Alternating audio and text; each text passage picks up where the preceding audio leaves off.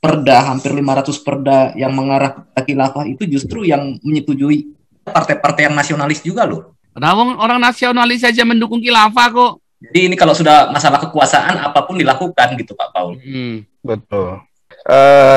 Egy Sujana ini pemain lama, ujung tombak untuk provokator masyarakat bawah.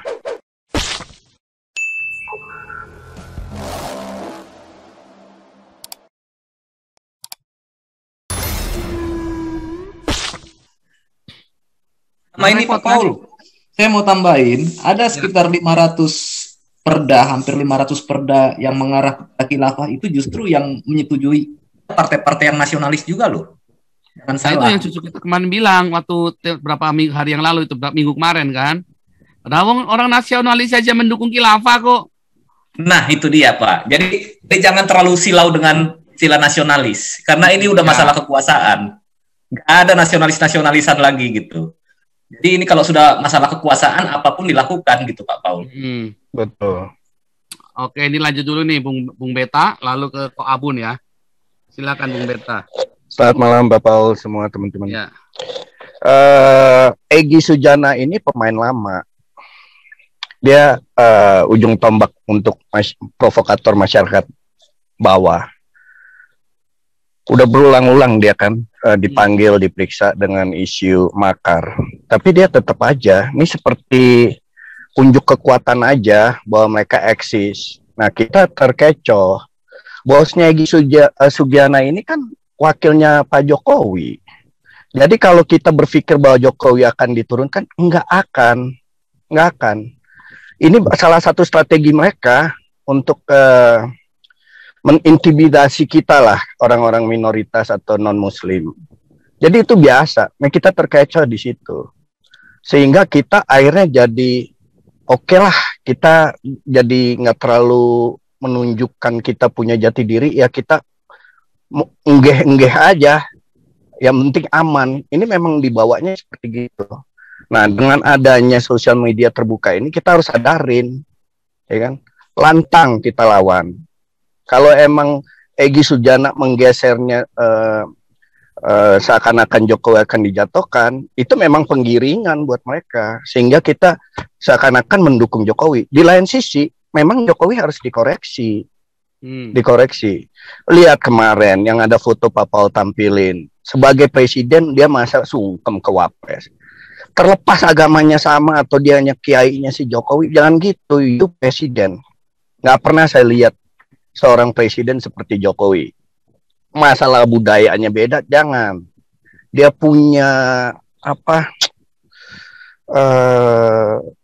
Wibawanya nggak ada di masyarakat umum yang bisa melihat, wah ada wibawanya. Itu foto ini yang kapan, tadi Pak Tabsor, itu foto kapan? Terlepas foto kapan Pak, dia presiden. Ma'ruf Amin Wapres. Sorry ya. Iya. Waktu itu posisi Ma'ruf Amin itu ketua MUI Pak, bukan Wapres. Makanya perlu dicermati itu foto. Apalagi itu Pak, apalagi itu. Siapa MUI? Kita bicara negara loh, kita bicara negara ya. Siapa MUI?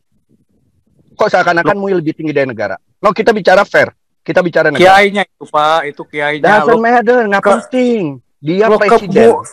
Kebu Nuria Wahid aja cium tangan Pak. Iya makanya kalau cium tangan lain lah, kalau laki ke perempuan oke lah, respect lah. Tapi sebagai presiden sungkem itu, makanya harus dilihat jeli dulu posisi.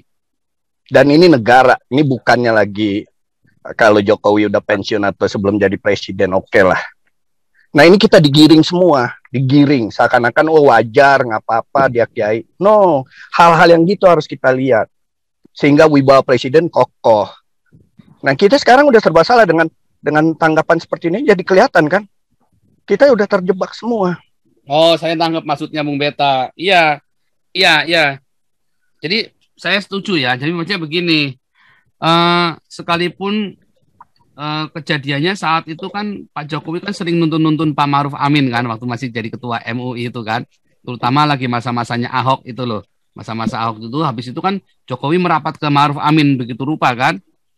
Nah, sering dituntun kemana, kelihatan begitu respeknya sama ulama. Nah, kalau tuntun masih kita bisa terima Pak. Tapi kalau sungkem sebagai Terus presiden kemudian kepala kan negara, saya sungkem nggak kan, bisa. nah akhirnya sungkem. Andai kata saat itu beliau masih ketua MUI lah, sungkemnya ya kan sama ketua MUI. Nah, tapi anyway, memang itu nanti akhirnya terjadi penggiringan opini karena Adi terlibat di dalam ini kan, Ya, terlibat di dalam eksekutif. ya. Harusnya Maruf Amin menjadi pembantunya Jokowi, tetapi sekarang bosnya jadi kita memikirkannya kan Jokowi bosnya Maruf Amin. Coba dilihat lebih luas lagi nih Pak Paul. Coba itu kalau daerah lama atau paus, apa nggak heboh? Hah? Coba kalau daerah lama Jokowi sungkem. Makanya harus dipisahkan. Dia ini presiden. Terlepas agamanya sama atau tidak, jangan lakukan sesuatu yang bisa bikin blunder, aneh. Nah ini semua kan kita terjebak udah. Makanya kita lihat, coba itu Maruf Amin daerah lama atau dia sebagai paus-paulus. Udah heboh, udah bakar-bakaran. Karena kebetulan aja Maruf Amin ini kiai mayoritas muslim. Makanya lihatnya jangan sempit, lihatnya lebih luas gitu. Sehingga kita tidak terjebak.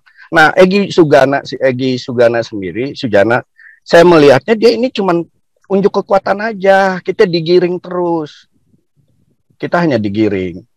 Dia makin besar. Nah, kantong-kantong non-muslim dari Bali, Manado, Ambon, Papua, Palangkaraya, Tapanuli Utara harus pegang itu mereka punya daerah, DPRD-nya harus dikuasain.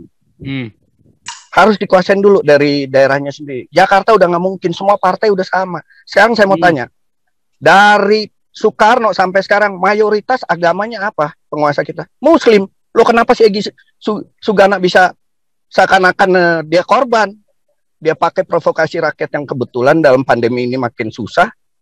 Lo mereka semua muslim kok penguasanya. Lo seakan-akan kok penguasanya non-muslim. Itu yang harus kita lihat. Kita nih digiring terus, digiring. Perda katanya tadi semua sudah bersyariah. Itu mah udah. Makanya ini udah secara de facto udah khilafah. Bagaimana caranya? Kita nggak mungkin kan kita rombak semua aturan udah kayak refresh lagi negara dari awal. Nggak mungkin.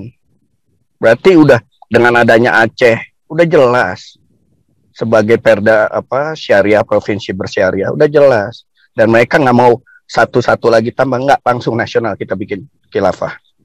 Kita digiring pelan-pelan dengan ketakutan.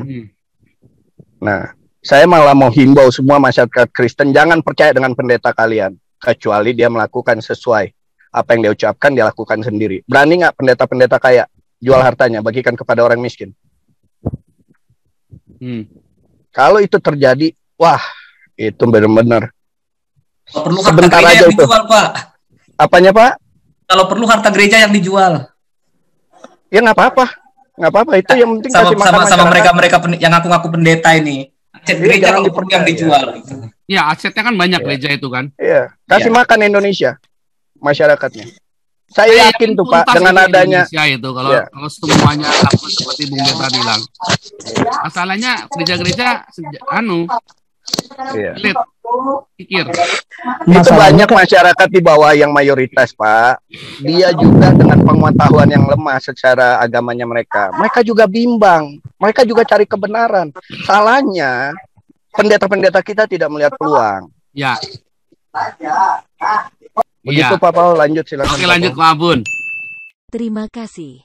Anda telah menyimak materi video ini sampai selesai. Kami berharap Anda bisa memberi masukan kepada yang lainnya melalui kolom komentar dari sudut pandang Anda yang berbeda. Komentar Anda akan memberikan edukasi atau bahan pertimbangan bagi generasi dalam memahami narasi atau sumber berita yang belum tentu sesuai dengan fakta. Tapi sebaiknya bagi Anda yang belum subscribe, silahkan subscribe terlebih dahulu supaya komentar Anda tidak terbaca spam. Dan bagikan link video ini ke media sosial lainnya supaya teman Anda bisa berbagi pengalaman bersama kita.